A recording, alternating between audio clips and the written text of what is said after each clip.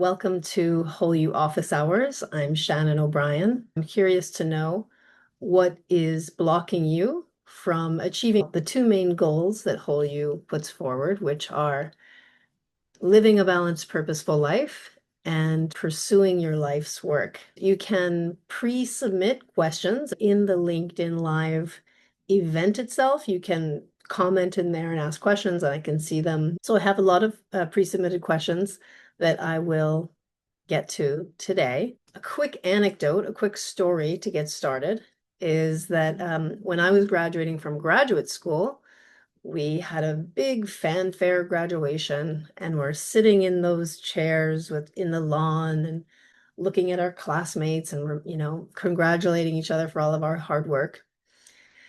And as you're looking around, you think, uh-oh, not only am I graduating from the Graduate School of Education, but I'm looking around and seeing the Harvard Graduate School of Design and the Harvard Law School and the Harvard Medical School and the Harvard Business School and, of course, the undergrad college. So then you wonder, wow, all of these people are graduating from college, and they're probably all looking for a job or wondering what's next. And perhaps they've already found a job, they've already secured a job, but it makes you think, right? Yes, you've accomplished this great thing. You've got the diploma to put on your wall, the piece of paper, but what are you actually going to do? How are you actually going to apply it? And so maybe that question is going through your head, whether you are a graduate yourself. Congratulations if you've mostly recently graduated from one of the colleges in Boston or anywhere around the country or anywhere around the world. There's just hundreds of schools, thousands of schools, and of course we're wondering what is the future of college education anyway, but we're wondering what's next more often than not. It's like, okay, this was great. I don't want to rest on my laurels, but I do think that, you should take this summer to enjoy yourself and rest and decompress from all of that stress of deadlines and reading. If possible, to take a little vacation. It's great if you were able to have even a week or a couple days in between when you graduate and when you start a job. I know that my mother said when she finished nursing school, she essentially finished on a Friday, started her new job on a Monday, and really didn't have any time to rest. So you want to rest if possible. But some of the questions that I received, one question was, last summer, I applied to over 59 internships and woke up to rejection emails daily. How can I make my job search more effective and less demoralizing? Obviously, the job search is very demoralizing, and that's actually why I called this event the No BS job search. You want to minimize the BS. You want to minimize the frustration. You want to minimize the demoralization that you're feeling when you're job searching. This question asks how to be more effective.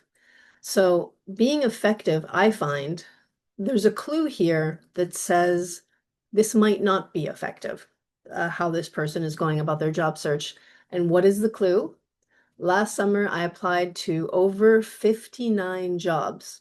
Now, I've heard someone, a prospective client actually on the phone, said that they applied for 1,000.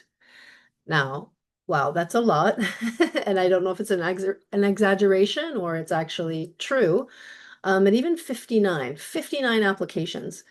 If you are spending the time and doing each one of those 59 applications, going through the fine-tooth comb and, adjusting your cover letter, adjusting your resume, then that's quite a lot.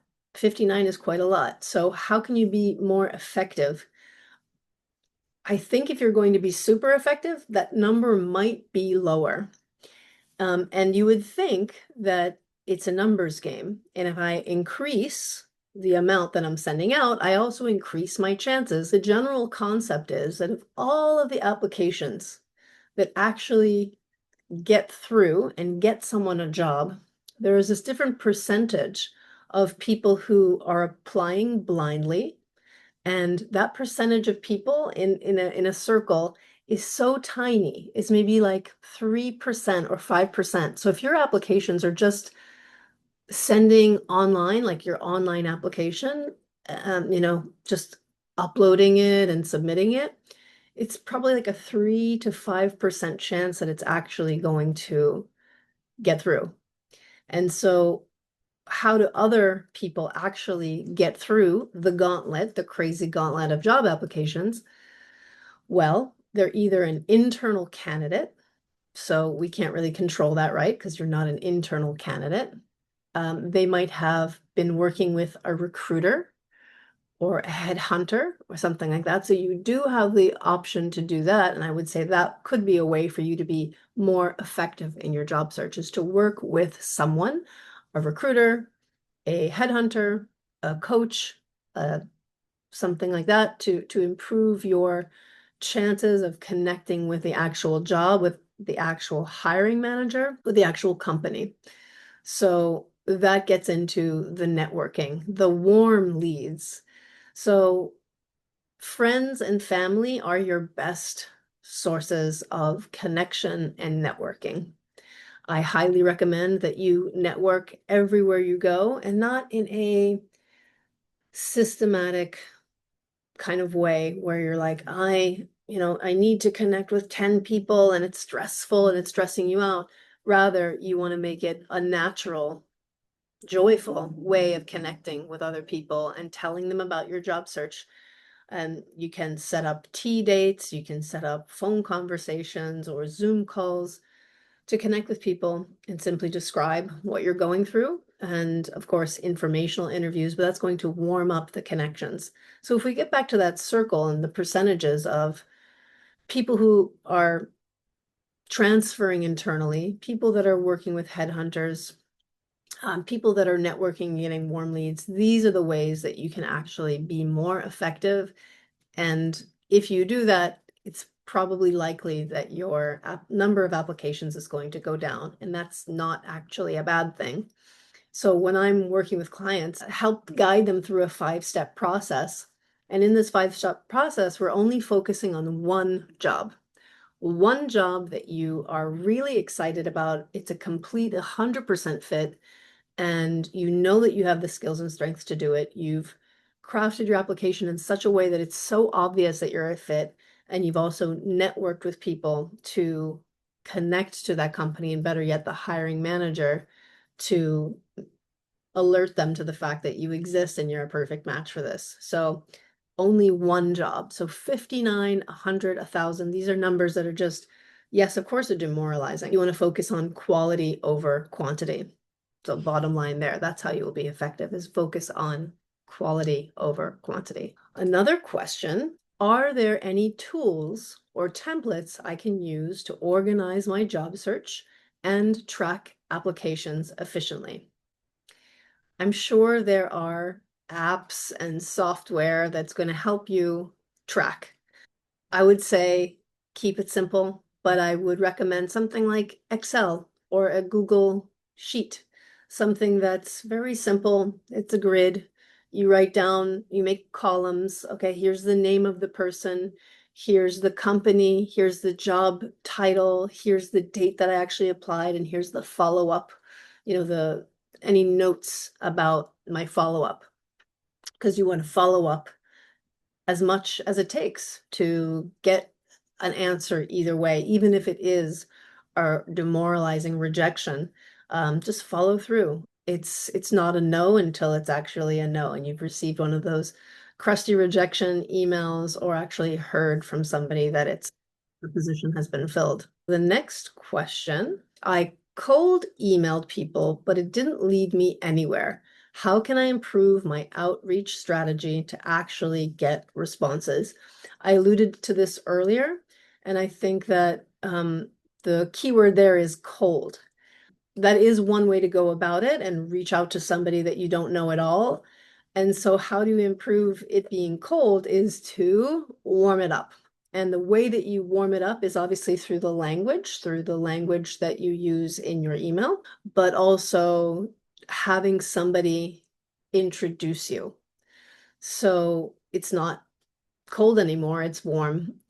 And so you would have somebody vouch for you in advance and either introduce you, that would be the best, like, hey, here's so and so, and they're CC'd and it's official, or they're saying, here's a telephone number. I've already told them about you. Here's their telephone number, or they told me to give you their email, and you can email them here and mention my name. So there's some warmth to it. So that's how you would improve your effectiveness from all of that cold emailing that feels very cold.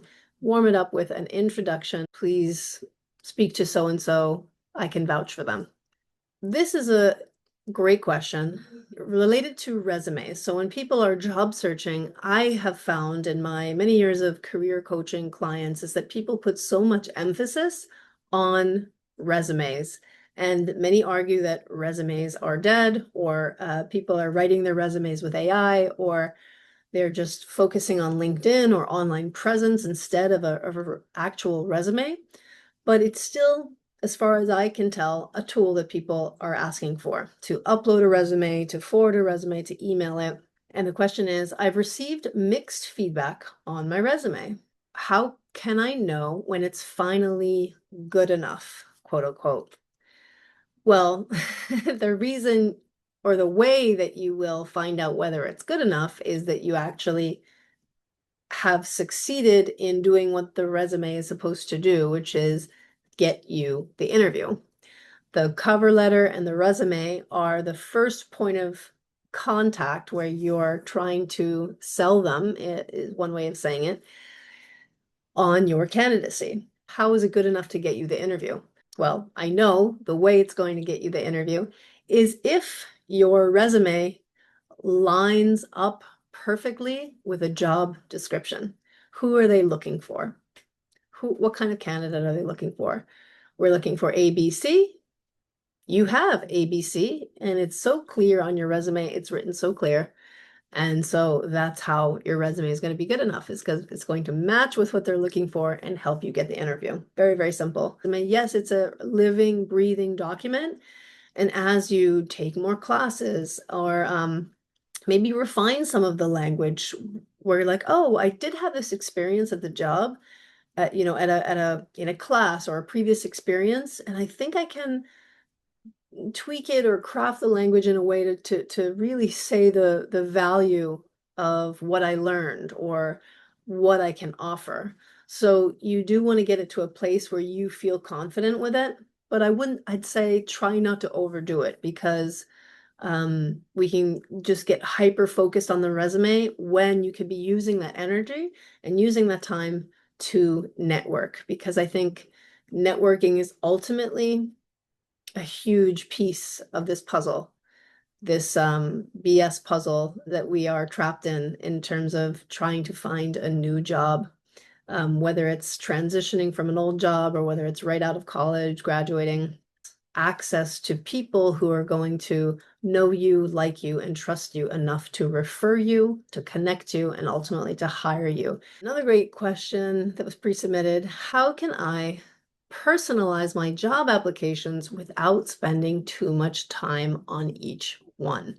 Any smart ways?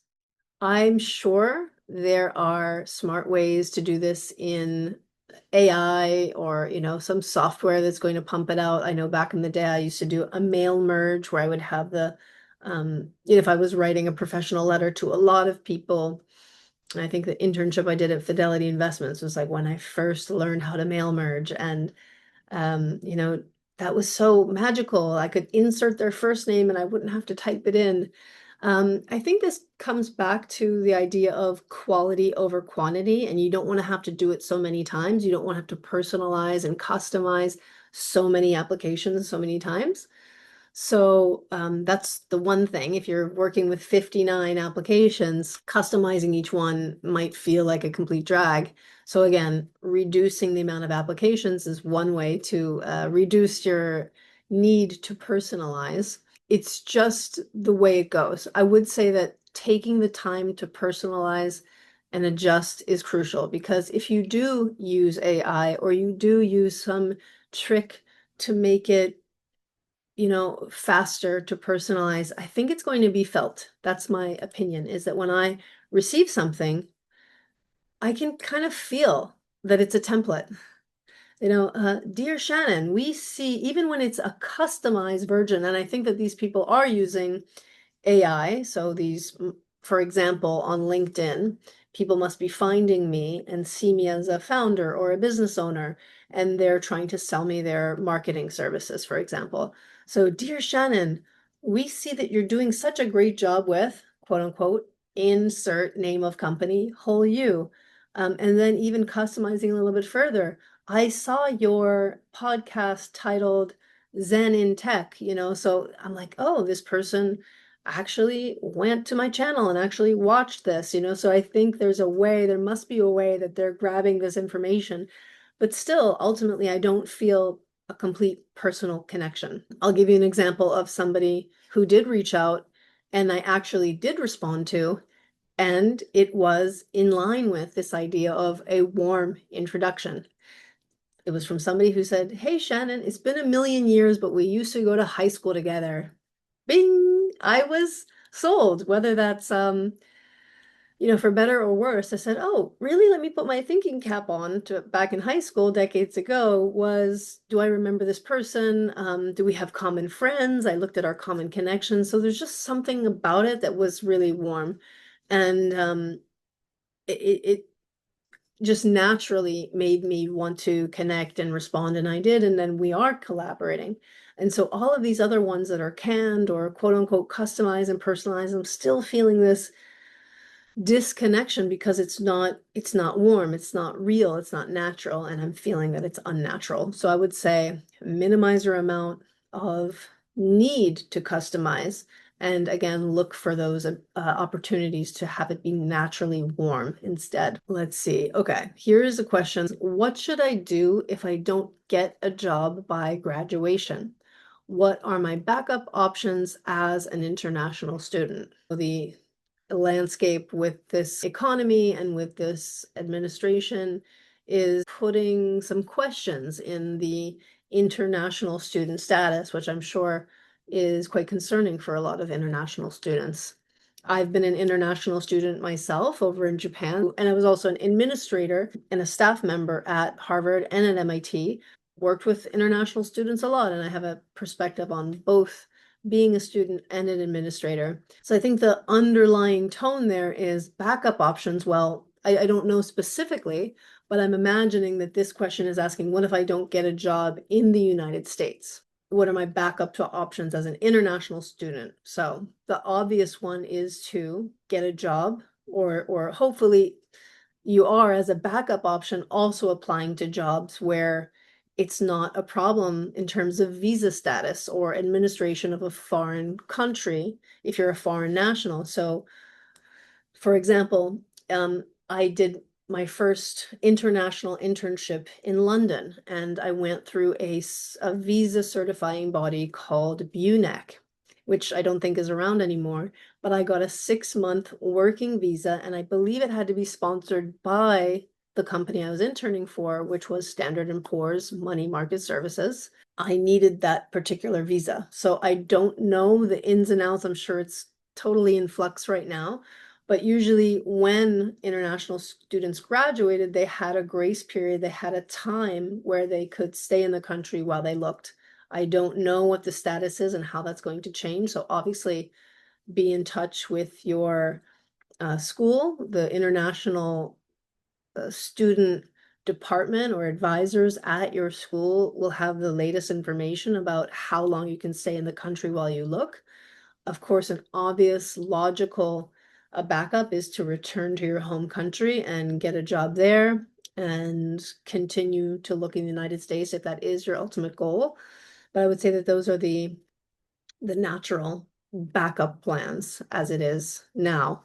And I wonder if, again, if you want to be associated with like a international company based in the United States, but you do have to go back to your country. Maybe there's a way, maybe some companies are hiring international students in a completely online capacity. So there could be a creative way to maybe be hired online first and then be able to transfer if again that is your ultimate goal. But there's ways to be creative, and I think we have to just be clear on the reality of when I lived in Japan for 2 years, I had a visa status that said I was a student. If I'm no longer a student, I would need to go through all of the different channels to find a different visa status. I think I was job searching and I wanted to work at NHK, one of the television stations, and I applied and I never really got networking and connected to that company and I never got hired. So I just assumed, well, I should go back to the United States now, and that's what I did. And that's a whole other story I could go down. Um, Another time, if you are interested in my post-Japan experience getting a job in the United States, I want to go off script here without the pre-submitted questions, but I just want to thank you for your time and attention today. I do plan to have more of these whole you office hours to answer your questions and have more clarity and confidence when you approach these two goals, the goals of pursuing your life's work and the hassles and roadblocks and uncertainty that arises when you're putting together your application, when you're networking. You kind of need motivation. You kind of need a pep talk once in a while. So I'm happy to do that or provide that for you because I've been through it time and time again, applying for internships, applying for jobs. I've been in the, job market, so to speak, for 30 years or so. So I've had that experience and gone through all of the different trials and tribulations, and happy to share all of my experience and what was effective. I should say you'll hear me say some of the same things repeated over and over again, but just like to simplify and de-stress and coming back to the principles of whole you, wellness, career, and service. If you feel that career is out of your control right now, as we were just talking about with international students, it's out of our control in terms of what the administration is going to do or allow us to do. So if something is beyond your control, what can you do to focus on the things that are in your control? And so that's why the whole you values include wellness and service in order to gain clarity, in order to gain confidence, in order to gain connections, those 3 C's that will help you ultimately connect with your career, I believe. But the wellness piece, wellness of mind, wellness of body, wellness of spirit, all 3. Are you taking walks? Are you doing breath work? Are you meditating? Are you eating right? Are you, connecting with your community? Are you doing these things that are going to make you more vibrant and more healthy so that when you do get the interview or find the perfect job, you're going to be in the right place. You're going to be in the right mindset, ready to hit the ground running, and you will be more likely to make smart decisions and have better work-life balance and not burnt out. I've been there too. We can talk about that another time as well. But you don't want to burn out. You want to have this beautiful symbiosis, if that's a word, work-life balance, work-life integration, that it doesn't feel like you're sacrificing one for the other. And then service. I'm always going to put a plug in for these 3 things, but the service is either volunteering or giving your time, your talent to organizations that are in need, soup kitchens, something on the ground, or something that you might find more exciting and more applicable to a job. For example, I was a volunteer at the MIT Ideas competition. I think that they've changed the name since, but I was involved in their 10-year anniversary year. And this was very bright groups of students designing technologies to help those in developing countries with other technologies. So you could do something very simple and very local, or think and do something internationally, or something again that's related to your job. And the other way that I look at service is providing a service, starting your own business. And we can have that be a theme of a future office hours as well, exclusively, if you want to submit your questions for that. But I will wrap up this office hours by saying again, thank you for your time and attention. I hope to see you in future meetings. Thank you.